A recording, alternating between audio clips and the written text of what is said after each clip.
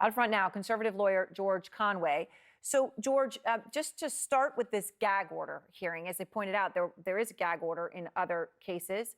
And again, today, Judge Eileen Cannon refusing to impose one in this one. How significant is that? Well, I think it's disturbing. I think it's disturbing in that the defendant here, a convict, actually went out and made statements that were so inflammatory that they presented a danger to FBI agents. He made statements through his campaign that the government came to assassinate him, right? They tried to assassinate him. And, given his history, given the fact that he was held in contempt of court 10 times in the New York case, given the fact that he's already a convicted felon, given the fact that he was subject to a gag order in the D.C. case before Judge Chutkan, and given the fact that he incited an insurrection on January 6, 2021, it would seem to be a very compelling case in which the court should consider fashioning some kind of an order designed to restrict his ability to make statements. I think if he had been any other defendant, let alone one with such a megaphone, and let alone with such a track record, let alone a convicted felon, I think he might already be in jail. The order might have already been entered, modifying his conditions of relief at least, and he probably would have violated already. So it's really, really hard to understand her skepticism here. I understand it can be difficult to draft these orders and to make them clear and make them consistent with the First Amendment, but here there are so many. That's the judge's job. Correct. That's why you have the job. Yes. So, George, let Absolutely. me ask you these hearings, because now there's a whole bunch of them, right?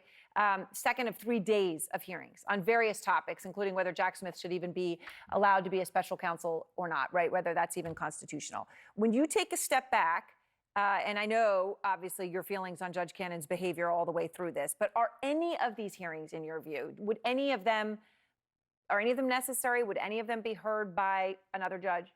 Well, I think the motion to disqualify or to hold the special counsel's appointment was unconstitutional. I mean, that might have warranted like a 30-minute hearing. It certainly didn't warrant an all-day hearing. It certainly didn't warrant the introduction of amicus curiae, both briefs and argument. And it's certainly, I mean, it's just a meritless argument. I mean, the definition of what an inferior officer is somebody who reports to somebody else. And if you're an inferior officer under the Constitution, which the special counsel clearly is, because by regulations created by the Attorney General, he reports to the Attorney General and can be removed by the Attorney General, there's just no question that under the Constitution of the United States, a Senate confirmation is not required.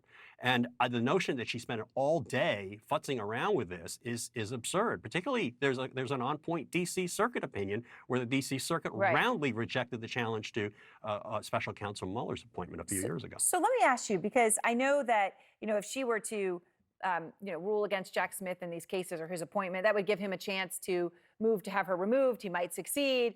This case could continue. I saw something interesting, though, that was a little bit different. I wanted to ask you about, George. It was a professor at George Washington Law School. It was a tweet, and I was reading it, wanted to get your thoughts. So he had another suggestion for the DOJ to work around Cannon if she rules Smith was not constitutionally appointed and he can't serve. So he said, it says the government should not appeal. Instead, have the U.S. Attorney in Florida refile the same charges in a new case, hope the case is reassigned to a different judge, and then have special counsel prosecutors designated as special assistant U.S. attorneys in Florida to continue their prosecution of Trump. He says that could end up being a much quicker process. What do you make of that argument?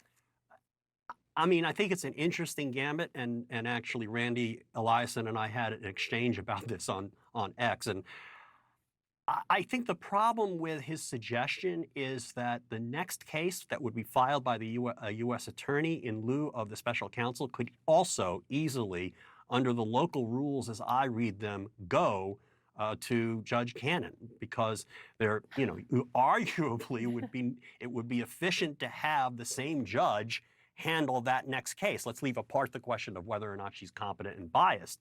So, the argument on that Professor Eliason is suggesting is that the rule only applies to the assignment of cases where there's an existing present case already before the court. But I think the rule actually could go beyond that.